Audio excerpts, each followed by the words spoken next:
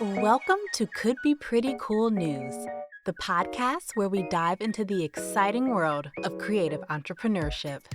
I'm your host, Casey, and together we'll embark on a journey to explore this dynamic ecosystem from multiple angles, including academia, research and data, community building, and compelling personal narratives from creative entrepreneurs themselves.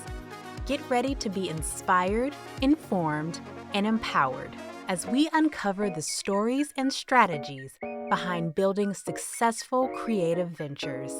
It's time to discover why the world of creative entrepreneurship could be pretty cool. Welcome. This is the kickoff to season 2 of Could Be Pretty Cool News, and we couldn't be more excited to dive into another season of research and stories about creative entrepreneurship. I'm your host, Casey Lueders. After spending our first season exploring the diverse ways creators are building sustainable careers and businesses, we're evolving our format just slightly. Each episode this season will explore a key question through the varied perspectives of our two guests, allowing us to dig deeper into the challenges and opportunities facing creative entrepreneurs today. Today's episode spotlights a remarkable milestone, the 10-year anniversary of JV Agency, a music marketing powerhouse that's been instrumental in helping independent artists thrive in an ever evolving industry. We'll hear from the founder, Jazmine Valencia, about her journey from intern to agency owner and how she's adapted to the constant changes in digital marketing and music promotion over the past decade. And stay with us as we explore how she is navigating the modern music industry landscape, embracing new technologies, and building sustainable careers. Okay, great. So, if I could just have you introduce yourself and tell the folks listening what you do. Hi, I'm Jazmine Valencia. I'm the founder of JV Agency, and we are a music marketing agency. We work with independent artists and anyway from your brand new up and coming artists to your major A-list artists that you know and love. Amazing. So, tell us how you got into the music industry and specifically how you got into sort of the behind the scenes portion of the music industry. Yeah, I always loved music. I always grew up around music. My dad, when he was like 15 or so, was the drummer, and his band was like super successful back in the day. So he always took me to shows. I was always around music, but I'm not a musician and I can't sing or anything like that. So when I realized I could like work in music but not be in front of the camera, I was like, this is great. So I actually found an MBA program focused in the music industry. So I decided to take that. I figured, let me see what happens. And then I had about a year left of my program. So it's a year program. I had a year left. And I was like, well, I'm almost done with school. What am I going to do after? So my advisors were like, you need to get an internship. So I was like, all right. So I started looking at some of the artists that I really liked to see where they were signed, and they were all signed at Universal, or the majority of them were a Universal Music Group. And so I decided to apply for an internship. I got an internship at at the time it was called the Island Def Jam Music Group. So it was a bunch of labels, but Island and Def Jam were the two main ones. So I got an internship there. And they placed me in what it was called a new music or new media department. It's called new media, which is now what we know as digital marketing or really just marketing. Yeah, it was called New Media, and then I loved it. So it was great. I had an amazing time. It's a summer internship, and I had to go back to school. That internship was in New York. I was going to school in Florida. So my summer internship was ending. So they asked, hey, since you're helping us do things online, do you want to do them from school while you finish? So I, of course, said yes. And so that whole last year of school, I was working just remotely, if you were, if you will, for them. And as soon as I graduated, they gave me a job, moved me to New York. And I basically was at Def Jam. I started as an intern. And by the time I left, I was the head of the digital department. And yeah, and I was there doing that. And that's when I decided to start JV Agency. Because after I had all the education that you can from a major label, I was like, let's see. And if I can do my own thing. We love hearing the path. We love hearing the stepping stones. Some people are like, I don't know, I just fell into it. And then one day I did this. And some people are like, yeah, I went to school, then I did an internship, then I got the job. And so for you, you mentioned you got to the point where you were like, okay, I've learned everything that you think I need to learn. I'm ready to step out on my own. What was that first step? Like, did you already know I need to form my business entity and get a tax number? Or was it just kind of like, yeah, I'm ready to do my own thing, but I still have a lot to figure out and to learn? So it kind of it was like three things happening at the same time. One thing that was happening was once you become a head of a department at any company, there's really nowhere to go up from there, right? Like you hit the peak in that company unless you want to be the CEO of the company, right? If you're ahead, you can't really go. So I was like, okay, I can stay here, be the head of this department, or I can move parallel to another label, be the head of another label, digital department. So that was like brewing in the back of my mind. And then at the same time, major labels every few years, they actually just did it this year. They go through like major restructures, like internally, not only with the labels, but with the roster. So that had happened the year before I decided to leave was they had a restructure where they split up around the labels, the roster, you were assigned to this label. The artist might have gotten moved to another label just for market share purposes. So that had happened. So a few of the artists that I had worked with, like, for a long time, they have been moved to different labels. So they would just still reach out to me and be like, "Hey, Jazz, my single's coming out next week, and I don't have my campaign yet for my new team." And to be fair, they do a lot of downsizing around that time. So I'm sure the new team was overwhelmed, things like that, where they just didn't get a chance to it. There's only so many hours in a day. So I decided to just help these artists as a friend, just doing them a favor because when you work with somebody for such a long time, you always want to see them succeed. So they were like, my singles coming out, my albums coming out, my tour, whatever it was. So I just started helping them as favors. And then before I like knew it, I was doing it for like about 10 different artists outside of like my regular job. So it was interesting. I wonder if I can just like, do this. And that was fun because I was working a little more than before even with the artists, like more hands on, just because it wasn't like doing, oh, the label is asking you to do this. It was just like the artist needs this. So that was like an interesting dynamic. So that was like my first 10 clients, honestly, when I was like, oh, I'll give this a try. I can always go back to the label world if it doesn't work out. But as far as like the tax ID and building an LLC and all that stuff, I was already familiar with it because I've always been very entrepreneurial, even like in high school. I kids don't do this, but in high school, what I did is my dad used to smoke cigarettes and I hated it. So I would take his cigarettes and sell them. So I would always find like entrepreneurial things to do. So I already was very familiar with how to set up a corporation, how to do all of that. So for me, that was like an easy thing to do. So yeah, that's how.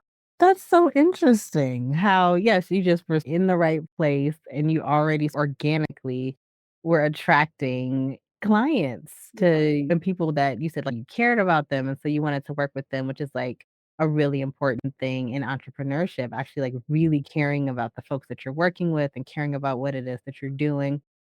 That's really cool.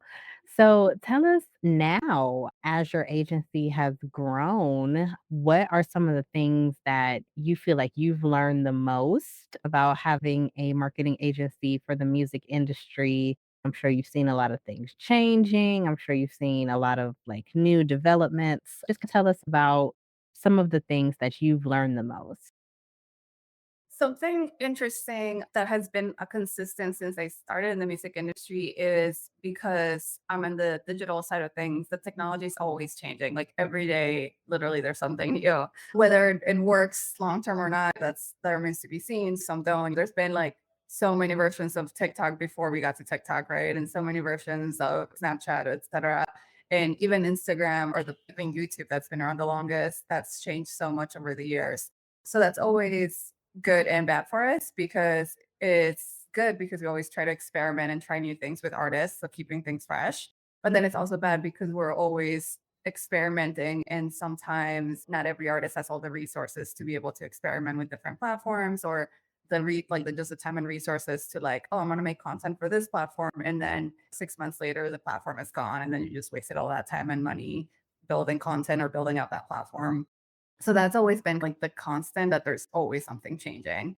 But it also keeps us on our toes because we're always learning, we're always discovering new things. For me personally, I've learned so many things along the way. Who knew I would know so much about NFTs and the cryptocurrency and all these things? And now with AI, like we're learning so much every day. There's some new AI platform that we're looking into to see if it makes sense for our artists. So that's always been interesting that the technology is going to continue to change day by day. So we're always like learning and trying to figure out a way to implement that into like our marketing strategies. That's cool. So, speaking of AI, that's the big thing everyone's talking about. Do you see AI being something that is helpful in the digital marketing space? Is that something that you embrace? Do you have any apprehensions about it? And what are your thoughts about AI in digital marketing? Yeah, I personally, some people get scared when they hear the word AI. I like to tell people to just don't think AI, think software, because what it is just another version of a software that's helping us. It's a tool. So, how we use it as a tool to make us more efficient, to make us do things better, to make us do things faster. So, that's how we use it. We've been using it for a while now. And there's different things. And for some things, it's super helpful. To give you an example, we had like 3 hours worth of footage. We put it through our AI and something that would take at least 4 hours because you got to watch the whole thing and then another hour or so going back and figuring out the best parts to use. They did it for us in, I don't know, 20 minutes, and we were doing other things while that was happening in the background. Right? So these are the ways to use it to help you get the time back to be able to do more creative things, the things that AI can do. So that's how we use it. So we use it as a tool. We think it's great. It's just going to keep getting better and better. It's not going away soon. So you might as well embrace it and use it to your advantage. Nice. So you've talked a lot about having to embrace emerging technologies, emerging platforms, different ways to help artists to be able to promote themselves and different areas where they can create content. And so obviously that adaptability has been what has allowed you to continue to flourish as a company. And if you could talk to us a little bit, I know you are approaching a milestone anniversary. Can you tell us what do you think is the reason why you have continued to thrive in this industry and to make it to this milestone anniversary? So, yeah, we're celebrating our 10-year anniversary, which is like super wild to think about that I've been doing this for so long with my team. I think what has brought us to this point is one, trust with our artists and everybody that we work with. They trust us. They trust us that even if we give a lot of the box idea or something that's a little bit or never been tried before, it's because we have a plan and a reason for it, and we want to have the best outcome as possible. And I think the other thing is that because we're always open to trying new technologies or new platforms or new things that are out there, I think we're always like trying just to be different. And I think different is what is needed in this space just because the space is so crowded. So doing something different, a little bit out of the box. It doesn't always, go as planned, of course, but at least you're trying something new, which I think it's refreshing. And I think audiences can relate to that and at least appreciate it. What are some of your hopes or your goals for a JV agency coming up? So yeah, so this year as we continue to celebrate our 10-year anniversary, we're just hoping to continue to grow with our artists. Had artists that literally started from their bedroom with not even a Spotify page now that are like playing sold out shows all over the world. So that's what we love seeing. We love to see their growth. We love to see their fans like relate to a song. The best feeling is when you're at a show and like a fan sing back a word that you're like, oh, I was in the studio when that was created and we like came up with this idea that like helped this fan listen, find the song and discover the song. So that's always like the favorite part of the job. So just hoping to continue to do that. We hope to be able to help more independent artists as now the playing field's getting a little bit more equal, if you will. So we hope that more independent artists get their music out there and we just continue to help and support the industry. And we hope that the industry just keeps getting better and better.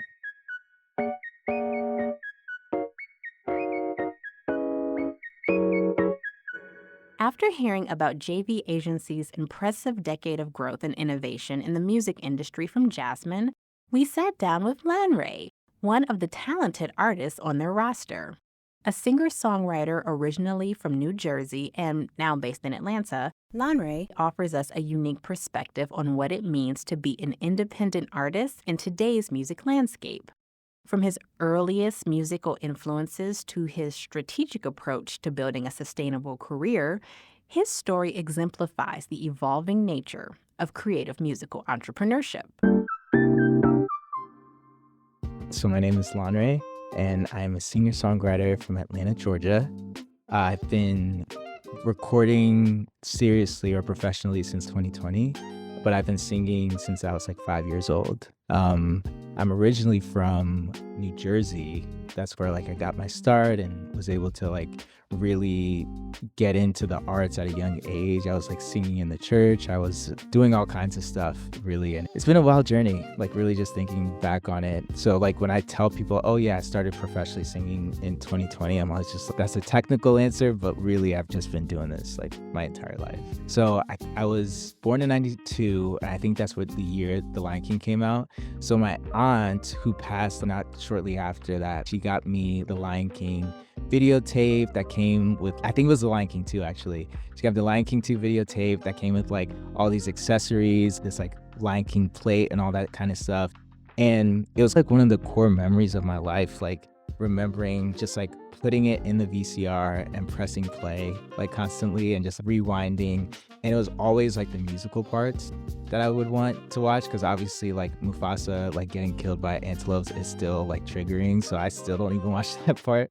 But I remember just like feeling so like euphoric and warm, and like that feeling has continued even to like today. There's something just so, it's music to me is just like this written language of the soul. It's like how your soul like expresses itself. I think that's why even musicians or not, like music just resonates with people on this like very spiritual level.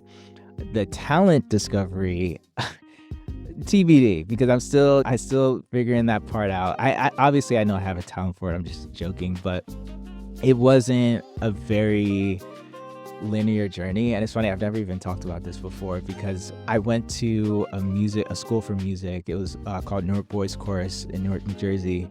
And that was like during middle school, so 6th through 8th grade. And pretty much the years where kids are like the meanest to each other was when I was experiencing this. And I knew I loved music. I knew I loved singing, but I wasn't the best. I was like 11, 12 years old, so how can you be the best at it at that point? But it was one of those things where I was so insecure of showing my full voice and really like expressing, because obviously my voice was changing. It was just like a lot of like weird stuff was going on. So it took me stepping out in high school to really find my voice, and I owe that a lot to my musical theater director, Mr. Grizzle. Shout out to him. He's really believed in me, and he always said, hey, you have something special, like you really need to showcase it. So he put me in a lot of these really big parts that required like me to be out on stage by myself. And he was also the chorus teacher, so he gave me a lot of opportunities to stand out.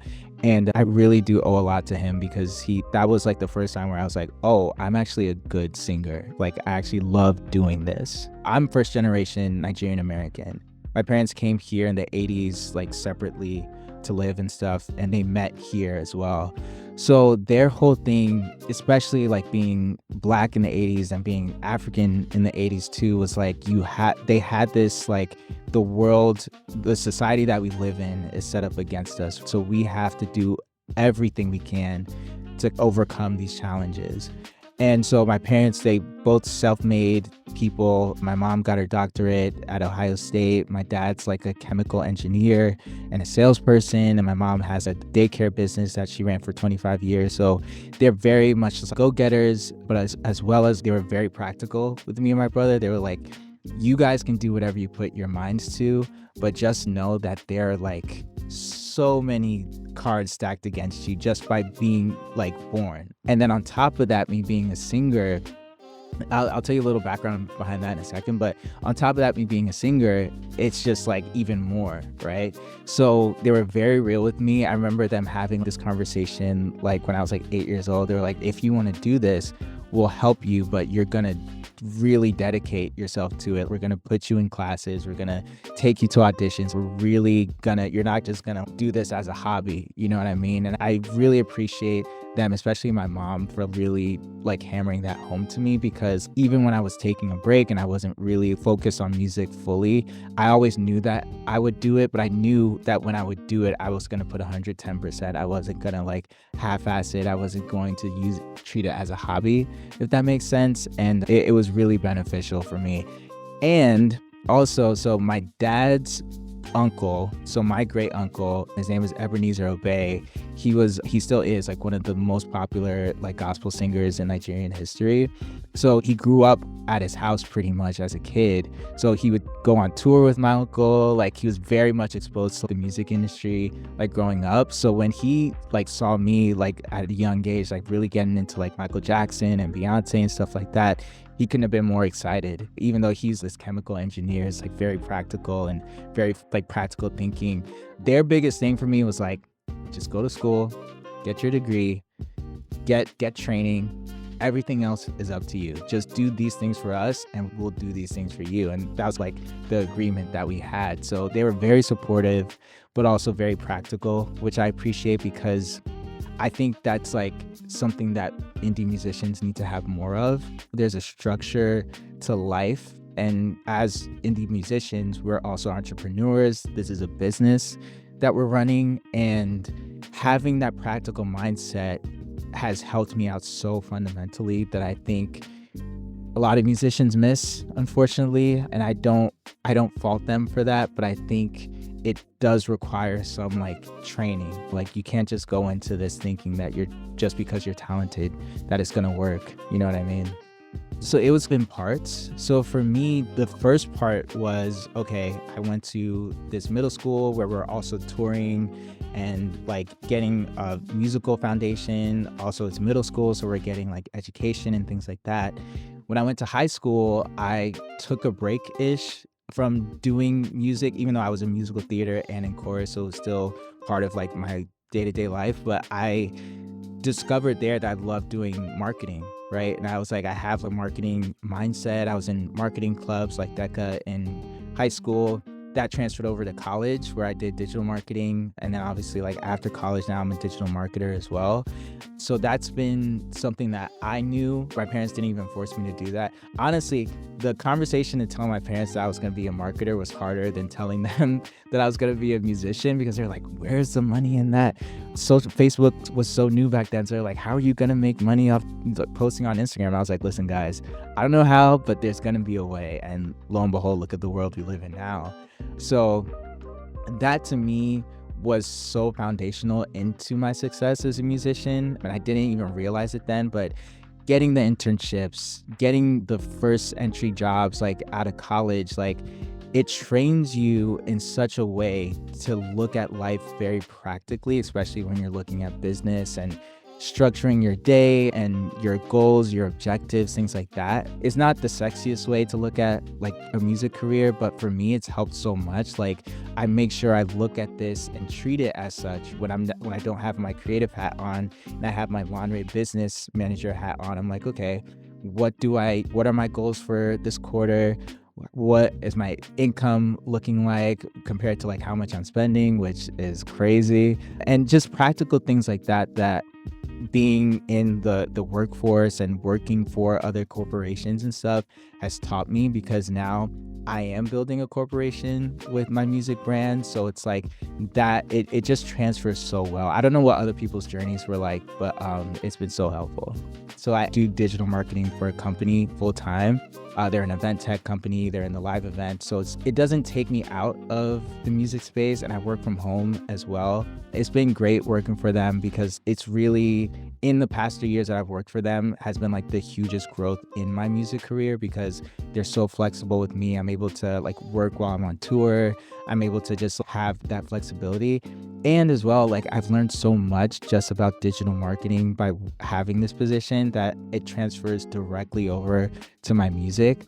So it's been like, it all works together. And for me, I think the biggest thing is learning like when my music career is at a point where I'm like, I do not have any more time. That's when I know that, okay, it's time to start adjusting, whether that's contracting or whatever it is.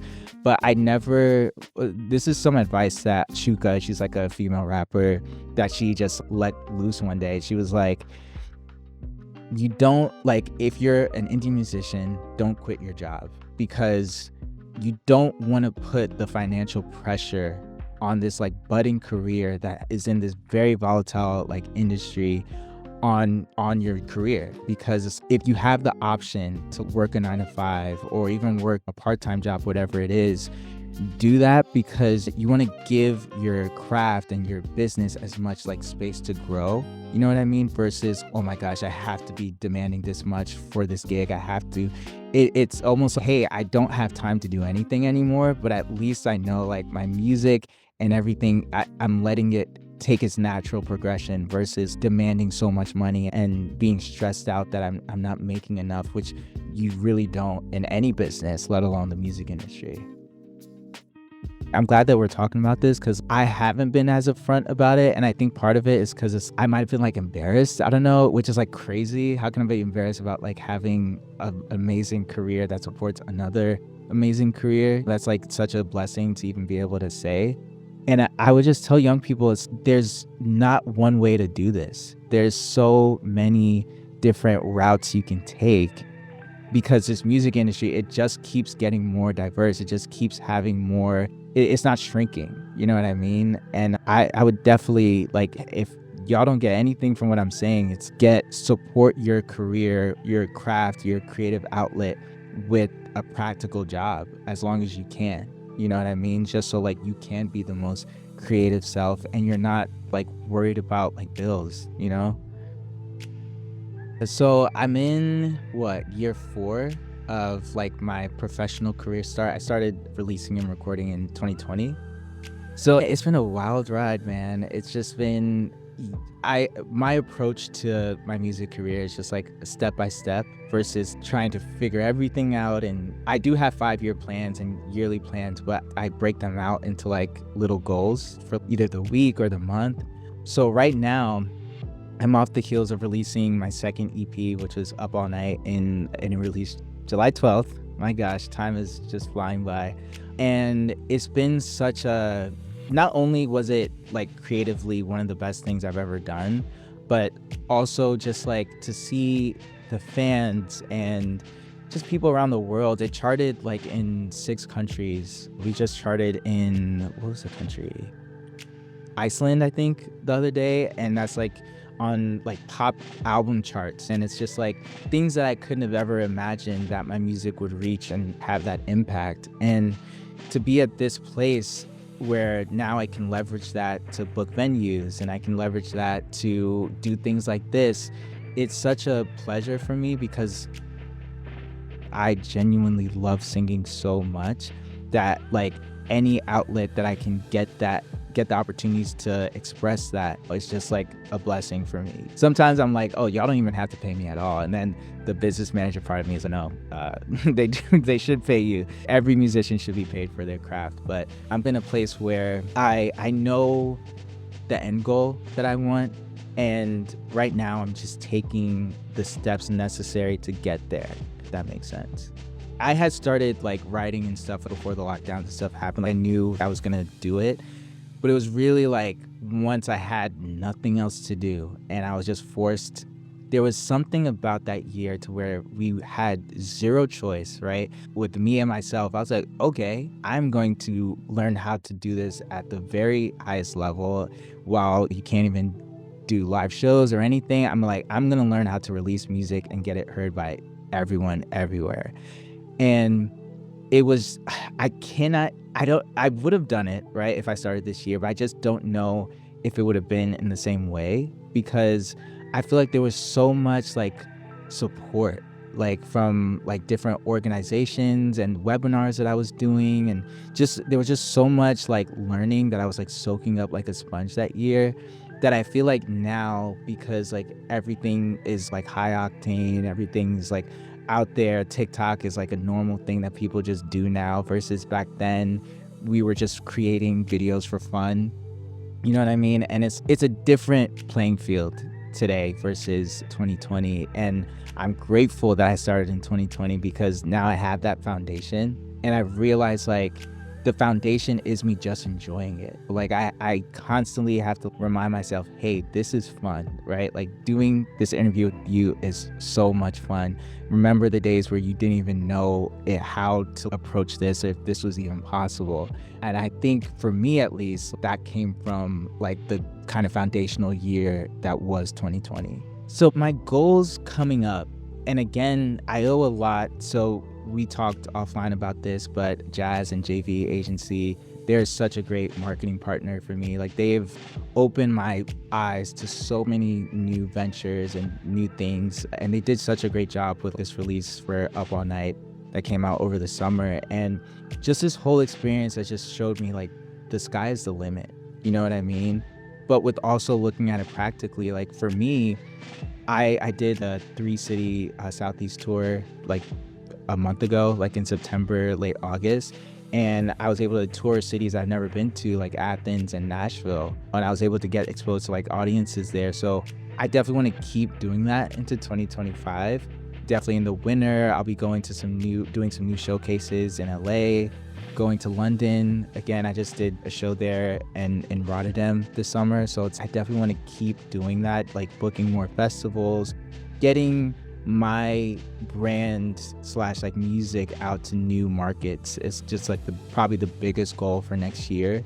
And also like on the creative side, I've been working on some really cool music lately, exploring like me more as an artist. And I think, and this is just like to any artist that's listening, give yourself the room to do that, because it's so important, because as we progress in our careers, it's harder and harder to do that, ironically.